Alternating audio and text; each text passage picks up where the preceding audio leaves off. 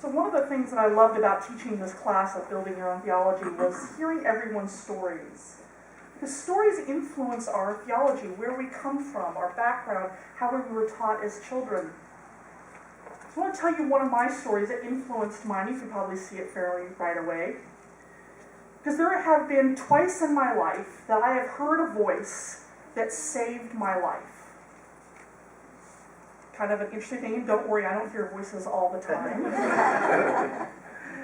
Both times were quite shocking. The very first time, though, had a profound influence upon my own theology, without even realizing it. I apologize to parents out there that might make you a little bit nervous when you hear this story.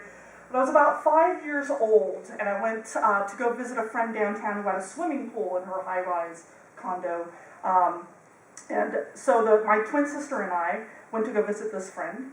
And there was kind of a cloudy day, so there wasn't anybody in the pool except for us. And the girl's father was sitting by the poolside reading a newspaper. Now, this friend of mine, honestly, she was really bossy. I think she was a little bit older than I was, and, she just kind of kept telling us what to do. And we were supposed to stay in the shallow end of the pool, right? But she was bragging about various things and sort of showing off, doing some things. And at one point she said, I can go to the deep end and touch the bottom. So we shimmied all along the edge, because of course we really didn't know how to swim. And down she went, and sure enough she popped back up and sort of bragging about how she touched the bottom. Well, not to be outdone, I decided that I would do the exact same thing. And so down I went. I really didn't know what I was doing. And of course, that swimming pools are not like a box. They have a curve along the edge. So when I went down and my feet hit the curve, I accidentally pushed out instead of straight up. So when I came up, suddenly there wasn't an edge to grab. And at first I thought, that's just a mistake, I'll do it again. And I'm 5 years old, I really don't know exactly what's going on, I'm very confused, what's happening. And I went up and down a few times, and it started to occur to me that something was wrong. Because every time I would come up, I'd get enough to get a breath, but I didn't have enough time to yell anything. So I'd go back down again. And I was starting to lose some buoyancy as well. And I remember this sort of, I know it's upsetting, isn't it? Don't worry, it won't happen to you, your mother. I remember this sense of darkness coming over me, this panic and terror. I don't think I really understood death or dying or drowning, but something horrible was happening. And this darkness started coming around me and it sort of enveloping me deeper and deeper into this darkness. And I remember this voice cut right through it, almost like a lightning bolt, and shocked me out of it and said, Sean, this is what you're doing. You're pressing on the curvature and you're pushing out. You need to push up. And so I remember straining with my feet. Listen, okay, I'm going to try to push up with my feet. So I pushed up, and it turned out by this time I'd done up and down enough that I was a little bit closer to the ladder. And my twin sister was on the ladder leaning back with her long hair. And I grabbed her hair, and of course she screamed, and then it was also enough for me to scream for help. And I got my help, and that's how I am standing here before you today. And of course the father came along and he plucked us out of the swimming pool. All right, that's enough for you, young ladies. I don't think he even knew what exactly had happened. And I didn't quite even know exactly what had happened. But I remember we were sent to the showers, and we're standing in our showers, and my friend and my sister were sitting there chatting away like nothing had happened. And I'm standing there in the stream of my own shower thinking something really amazing just happened. And I don't know what it is. And it was something terrifying. I think something almost really bad happened to me. And then, what was that voice? What was that? And I didn't know. But I remember looking at my friends, and they were acting so normally. And I remember sort of thinking, okay, I guess this isn't abnormal. This isn't unusual. This is normal. I was like, okay, so people hear voices. It didn't occur to me that was anything different. In fact, it didn't occur to me until 20 years later that people actually didn't have a sense of guidance necessarily always with them. My whole life after that, I always felt this, I won't say it was a presence, but I knew that there was sort of guidance there watching over me. And I would tap into that and say, should I do that or not do that? Oh, okay, I need to do that instead. I would tap into that. It never occurred to me that people didn't have that experience. So you can imagine that, of course, this is why I was drawn to shamanism. I didn't even realize it until years later. It wasn't until my 30s that I started exploring shamanism. Shamanism posits that there are helping spirits in the world that come and, try to in-break and help you if you like them too. So these are all different ways. So I'm deeply influenced by this and didn't even realize it until I was an adult. Our theology is informed by who we are and the experiences that we have. And that was one of the wonderful things about the classes, was to hear these stories about how they were formed. Each of the wonderful people that you heard, they have their own theology that's informed by who they are. And it's often like our story today, right? The butterfly, the horse, the tree, the fish, they all have their own way of understanding things because of the experiences that they have. And amazingly, if you give it time, you may find that even those credos may change because we change, we explore, we grow, we have different experiences. They may not change drastically, maybe they'll be nuanced differently, or maybe a different emphasis, or maybe they just go deeper. I think there are as many theologies out there in the world as there really are people. Each of us would come up with something unique because each of us have our own experiences and are unique. And here as Unitarian Universalists, we have what we call a living tradition. This is actually a theological term.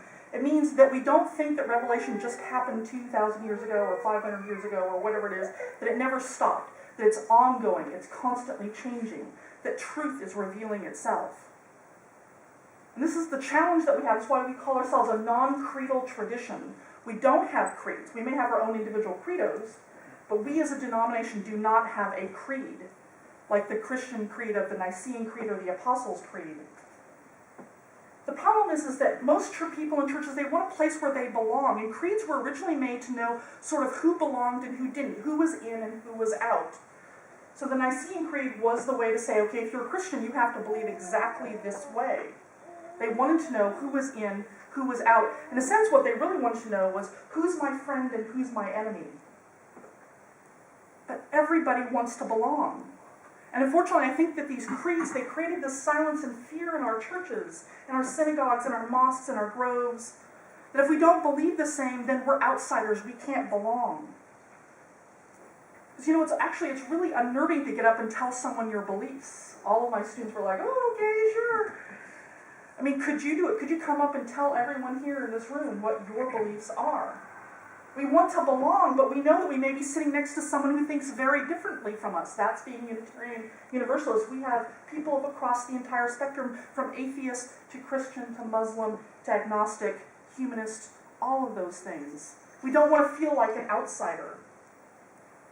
And the same thing happens sometimes even in our rituals in many of our traditions. For example, in baptism, I remember when I became a godmother to my godson Luke. He's from the Episcopal tradition, his parents are Episcopal. And I remember when I said, was there anything that they needed to know about me in order to do the ceremony? And the only thing that they needed to know was whether or not I had been baptized. It didn't matter what my beliefs were. They knew that I was a Unitarian Universalist. It didn't matter if I was a good person or not, just if I had been baptized. And I think of baptism as a beautiful ceremony involving water and initiation and everything, but it can be used to exclude. Which is sort of ironic to me about Jesus, who wanted everybody to belong. And so do we Unitarian Universalists, do we also have ways that we want people to belong? To be Unitarian Universalists, does it mean something that you have to believe a certain way? Well, I do think we have a certain culture. I think it's difficult, for example, if you are not of a more liberal, progressive mind, to be out about that. We have people in our churches who are of a more conservative mind, but they don't talk about it, because most of our churches tend to be more progressive. I remember one of my favorite stories, I thought this actually is a ministerial initiation into Unitarian Universalist ministry, was when I was in Nashville. And when I did my internship there in Nashville, this is a church where you have everything from very liberal Christians to very staunch humanist atheists. They're secular humanists. And when I was doing that there, I was taking over for Gail Seavey, who was going on sabbatical. So it was my job to basically be the minister of this 400-member church. And so, starting in January, I hit the ground running. I'm preaching every Sunday. About my third time, I'm preaching on spiritual practices, and I'm starting to get my groove in. This is fun. I'm getting used to this and everything. And I remember after the service, I'm preaching on spiritual practices, and there's that little milling around that happens, of everybody chatting and everything. And I see John, who's one of our staunch humanists, a secular humanist, and he's walking by. He's got kind of this grim look on his face. I say, "Hey, John, how you doing?" And he looks at me and says, "A lot of God talk in that sermon." Oh. I put on my minister face. "So is that what you experienced?" But my whole heart is just going, like I tried so hard to be inclusive, my language. I'm thinking, what was it that I said that made him, not feel that way? And then, like 30 seconds later, I get this little tug behind me on my arm, and it's Shirley, who is one of our staunch liberal Christian universalists. And she's sort of glaring at me. And I said, "Hi, Shirley, how are you?" And she said, "I can't believe you didn't mention God once in that sermon." I was like, "Welcome to Unitarian Universalist ministry, Sean." Because, even in our churches, we struggle with allowing either sacred language or secular language. And how do we do both? How can we be welcoming to all of it? Because I think that there's sort of two ways that we can view theology. One is an exclusive way, to say that there's only one truth, and I have that truth. And quite frankly, it's kind of arrogant. It doesn't affirm the dignity and worth of everyone, which is what our first principle calls us to.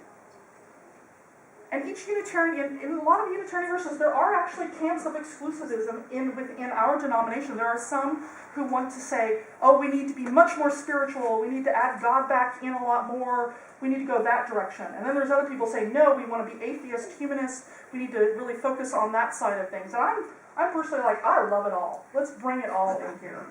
Because the world doesn't need more exclusivism. What the world needs is more inclusion. It needs more love.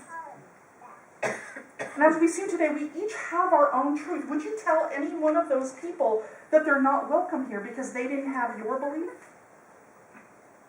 Inclusiveness is about multiple truths. And it supports the dignity and worth of all. It says that we're all equal, that each of us has a piece of that truth, like the horse and the butterfly and the tree and the fish, that many of our truths are the same. We just use different languages to talk about them. And we need to get beyond those labels of either Catholic or Christian or Muslim or even Unitarian Universalist, because you think you know what a Unitarian Universalist is? Yeah, we have. It's as many people as what we've got here. We have to go deeper than that. We have to go beyond the labels and go beyond theology. I remember there was one guy in our class that said, after we had listened to all of the creeds, and he said, "Wow, I can't believe I'm in a church. I'm in this church where I have atheists here, and there's Christians here, and we're listening to one another, and we're accepting one another without judgment, and just with openness." Do you know how rare that is to be able to do that? I think we get a little bit kind of commonplace with it here. We know that that's part of it here. Because ultimately, church is about finding a place where we belong, where we're included. But how can everyone belong, whether they're Christian or theist or pagan, atheist, humanist or agnostic? What do? We have to listen. That's what this class did. But to sit down, hear each other's stories, and see beyond the labels. And we find parts of ourselves in each other's stories. We do this through classes like that. We do it through in our covenant groups, our small group ministries. We could do it in our circle suppers. And we try to do it here on Sunday morning in worship. This is so desperately needed. This sense of inclusion, this acceptance of one another is so needed in this world. To know that we can be different and be accepted and loved, even when we're different from those around us. Most people are trying too hard to find those things that people think exactly like them. But you never will. Because we all see the world differently.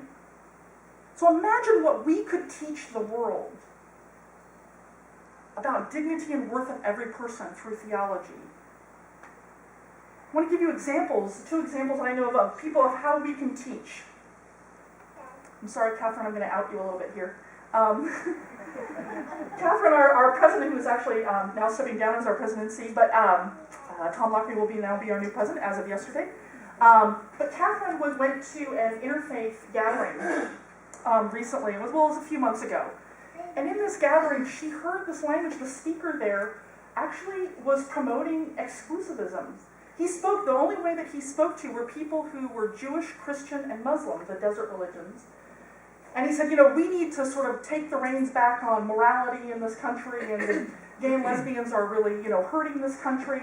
He wasn't speaking to the Unitarian Universalists, wasn't speaking to the Sikhs in the room or the Buddhists in the room or anybody else. And he was also then spouting this language that was harmful to other people. So Catherine was rightfully upset. And she went to the board and told them she was upset. And she said, Sean, what if we could get them to talk about something else? What if we could do something about values? So she proposed to them, said, we'd like to host a gathering here at OCUC where we're going to talk about values rather than theologies. And sure enough, they accepted it. They said, great. So this Wednesday, in this very room, we have the Interfaith Council here. We had everything from, people who were United Methodists to Mormons to Sikhs to Muslims, all different types here in this room in small groups talking about, the first question we asked them was, what were the 3 top values of your faith tradition? So we gave them a list of values and they had to choose the top 3. Then they had to share that with one another. And they found that, they could see themselves in the other person's traditions. So for example, the Mormons, for the most part, a lot of them chose family as one of their top values, right? Well, if you know anything about the Mormon faith tradition, that's very true. Family is a big focus in the Mormon tradition. But everybody can relate to family as that's being important. Like, I could see that. And there was amazing discussions that went on. I remember Catherine turning to me at one point, she said, this is what Interfaith Council should be ever. And she's right. And it was amazing. People loved it. It was powerful. People heard one another. They listened to one another. They heard the best of their own traditions. People afterwards were starting to then say, we need to go to other churches. We need to hear each other's different forms of worship. It was wonderful. This is how we teach people about how to be inclusive. There's another thing going on. If you would like to join me next Tuesday at 6 o'clock at City Hall, I'll be giving the moment of solemn expression before the City Council. And I'm doing this in particular because of the recent ruling of the Supreme Court, which said that local city governments can have exclusively Christian prayers in their City Council meetings. And I want to go and show them, how do you do inclusiveness? How do you make that happen? So if you want to come and join me, you're welcome to come and do that. But these moments that we can have where we can teach people about inclusivity are really important. And this is how we find ways to help people feel like that they belong. And it's really not that hard. It really isn't. Talking about values is certainly one way of doing it. This is how we affirm the dignity and worth of people, how we become inclusive, as we tell our stories and we listen to those stories. We find those places where we can relate and connect so that then those differences don't seem so hard. And maybe we might even change some of our mind about those differences that divide us. When we see ourselves in another's words, that's when they become human, when they become real and multidimensional, and we get beyond those labels. I think the only response to exclusion is inclusion. It's when we show others how that they can belong, that they are loved, that they're honored, that they have dignity and worth. One thing that really struck me about the Interfaith Council was that actually originally they came back to us and they said, actually what we want you to do is just lead a discussion on one value. They asked us to originally do just love. Which I thought was very interesting. We kind of ignored that for the first half and kind of did our own thing. But the second half we said, okay, now we're going to take one value. Let's talk about what love means for you. And I found it very striking that they asked us to choose love. Because love is significant, and when it's more than just a feel-good feeling like a Hallmark card, love is instinctually inclusive. You can't love and be exclusive. Not truly love. Love is about creating that place of belonging, a place of inclusion. And it doesn't matter what you call God, whether it's the ground, the air, the sun, the wind, or Jesus or Buddha, justice, hope, love. For me, it's like, as our choir sang today, we speak in so many languages, in different theological languages. We have different clothing, different colors, different names, but different is only dangerous when we forget that in the heart we are all the same. It's the power of the love that lives forever in you and me. It's the power of the love in you and me. When we let love guide us, this is when we build a house of belonging. A place where people of all beliefs and no beliefs can call home. This is Unitarian Universalists at its best, and this is our gift to the world. May it be so, blessed be, and amen. Please stand as